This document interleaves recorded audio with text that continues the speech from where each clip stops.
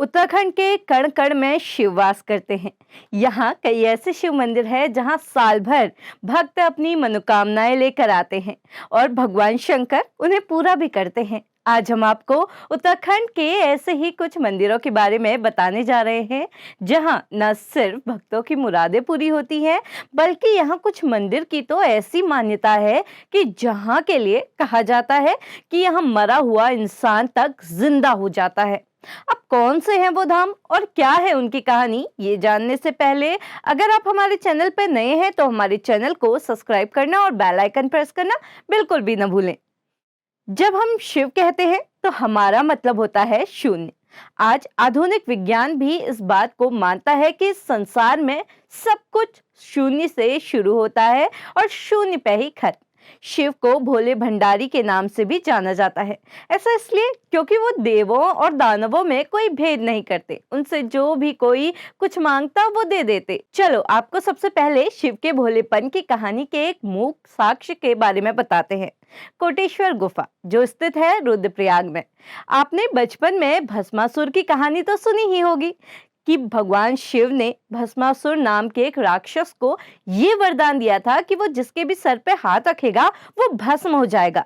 लेकिन भस्मासुर को शिव द्वारा दिए गए वरदान पे विश्वास नहीं था, तो उसने वरदान आजमाने के लिए शिव के सर पर ही हाथ रखना चाहा। तब भगवान शिव ने अपनी जान बचाने के लिए इसी गुफा में शरण ली थी। एक और कथा के मुताबिक ये भी कहा जाता है कि यहाँ महाभारत युद्ध के बाद पांडवों को भगवान शिव तपस्या करते हुए मिले थे। कहते हैं कोटेश्वर गुफा में भगवान शिव ने तपस्या की थी और यहाँ 1 करोड़ शिवलिंग है, जिस वजह से इस जगह का नाम कोटेश्वर पड़ा। कोटेश्वर गुफा मंदिर के बारे में मान्यता है कि जो भी निसंतान व्यक्ति शिवरात्रि के दिन थाली में दीप जलाकर उसे दोनों हाथ से उठाकर रात भर भगवान शिव की आराधना करेगा, उसे संतान सुख जरूर मिलता है।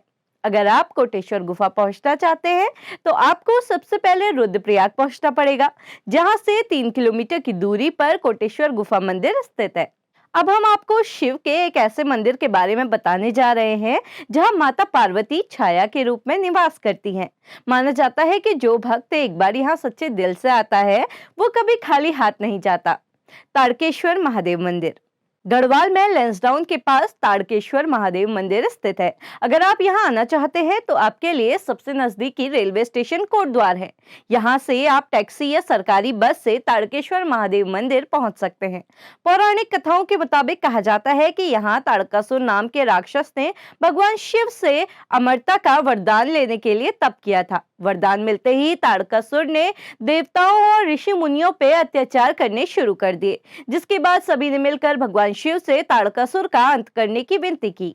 तब खुद को मृत्यु के निकट पाकर तारकासुर ने शिव से माफी मांगी तो शिव ने उसे क्षमा कर दिया और कहा कि कलयुग में लोग तुम्हारे ही नाम से मेरी पूजा करेंगे। तभी से इस स्थल को तारकेश्वर महादेव के नाम से जाना जाने लगा। एक और दंत कथा के मुताबिक यहाँ एक साधु रहा करते थे जो यहाँ रहने वाले पशु पक्षियों को परेशान करने वाले लोगों को ताड़ते यानी दंड देते थे, जिनके नाम से ये महादेव का मंदिर तारकेश्वर महादेव नाम से विख्यात हो गया।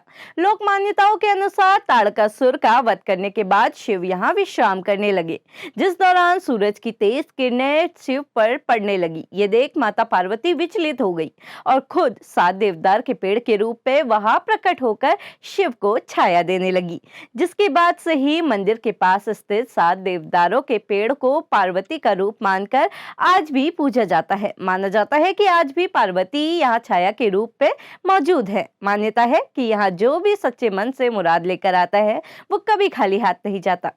आपको एक रोचक बात बताते हैं। अगर हम आपसे ये कहें कि आपको बाबा केदारनाथ के दर्शन करने के लिए केदारनाथ जाना जरूरी नहीं है तो क्या आप विश्वास करेंगे? जी हाँ, ये संभव है। चलिए बताते हैं कैसे। ओंकारेश्वर मंदिर भारत में रहने वाले हर एक शख्स की दिली तमन्ना बाबा केदार के दर्शन करने की तो होती ही है, पर केदारनाथ के कठिन वातावरण को झेल पाना हर किसी के बस की बात नहीं है। अगर आप केदारनाथ के अलावा बाबा केदार के कहीं दर्शन कर सकते हैं तो वो जगह है रुद्रप्रयाग के ऊखीमठ में, जहां स्थित है ओंकारेश्वर मंदिर, जो बाबा केदार और मध्य माहेश्वर का शीतकालीन निवास स्थान है। ये मंदिर सड़क से बिल्कुल सटा हुआ है, तो आप यहाँ आसानी से पहुंच सकते हैं। यहाँ बाबा केदार और मध्य माहेश्वर 6 महीने पूजे जाते हैं। माना जाता है कि जो भी व्यक्ति केदारनाथ और मध्य माहेश्वर जाकर भगवान शिव के दर्शन नहीं कर पाता, वो अगर शीतकाल में आकर ओमकारेश्वर मंदिर में बाबा केदार और मध्य माहेश्वर के दर्शन कर ले तो उसकी चारों धामों की यात्रा पूरी हो जाती है। ओमकारेश्वर मंदिर में पंच केदारों के शिवलिंग स्थापित है। जो भी व्यक्ति पंच केदार के दर्शन नहीं कर पाता, वो भी ओमकारेश्वर मंदिर जाकर पंच केदारों के दर्शन कर लेता है और उनकी पंच केदारों की यात्रा भी सफल मानी जाती है। अब आपको शिव के उस चमत्कारी धाम के बारे में बताते हैं जहां मरा हुआ व्यक्ति भी जिंदा हो जाता है। उत्तराखंड राज्य की राजधानी देहरादून से लगभग 128 किलोमीटर की दूरी पर है बड़नीगाड़ नाम की जगह, जहां पर बसा हुआ है प्रसिद्ध शिव मंदिर लाखा मंडल। लाखा मंडल का शाब्दिक अर्थ है कई शिवलिंग या कई मंदिर। इस मंदिर में भी कई शिवलिंग स्थापित है जो कि लाल, हरे, काले और सफेद रंग के हैं। लाखा मंडल पहुंचने के लिए आपको सबसे पहले देहरादून पहुंचना होगा। यहाँ से लाखा मंडल चक्राता से मसूरी रोड पर 100 किलोमीटर की दूरी पर स्थित है।